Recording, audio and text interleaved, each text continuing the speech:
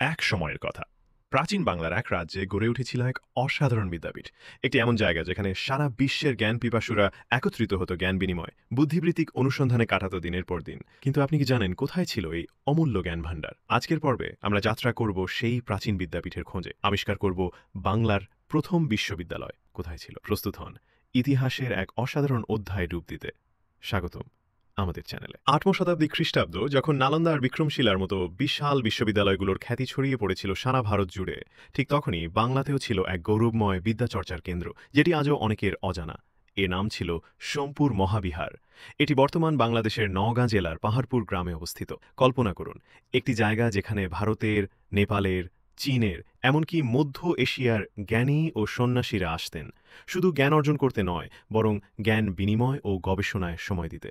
এটা শুধু একটি বিহার ছিল না, এটি ছিল একটি আন্তর্জাতিক বিশ্ববিদ্যালয়।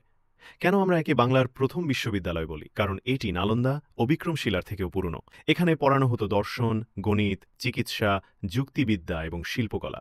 ছাত্ররা প্রাচীন ভারতীয় পুঁথি অধ্যয়ন করত এবং সম্ভবত মধ্য এশিয়া ও আরব বিশ্বের পণ্ডিতদের সঙ্গে যুক্ত হতো।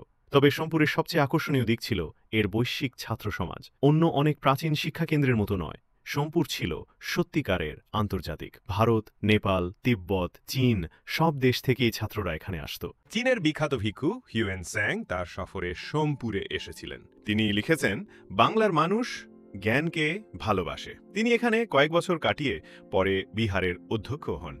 তবে দুর্ভাগ্যজনকভাবে কালের গহ্বরে হারিয়ে যায় সোমপুরের সেই গৌরব। আজ অবশিষ্ট আছে শুধু কিছু ধ্বংসস্তূপ, কিছু স্মৃতি। তবুও বাংলার এই প্রথম বিশ্ববিদ্যালয়ের ইতিহাস আজও অনেক বাঙালির হৃদয়ে জীবন্ত। সদানন্দে আমরা স্মরণ করি এই বিহার একসময় আলো ছড়িয়েছিল সারা বিশ্বে। তাই যখনই আপনি বাংলার ইতিহাস ভাববেন, স্মরণে রাখবেন সোমপুর মহাবিহারের নাম। হ্যাঁ, এটা হয়তো নালন্দা বা বিক্রমশিলার মতো খ্যাত নয়, তবে এর অবদান কোনো অংশে কম ছিল না। এই ছিল আজকের পর্ব। ভিডিওটি ভালো লাগলে লাইক দিন, কমেন্ট করুন আর আমাদের চ্যানেলটি সাবস্ক্রাইব করতে ভুলবেন না। পরবর্তী পর্বে আবার দেখা হবে। ততক্ষণ পর্যন্ত জ্ঞান চর্চায় থাকুন, জানার আগ্রহ বাঁচিয়ে রাখুন।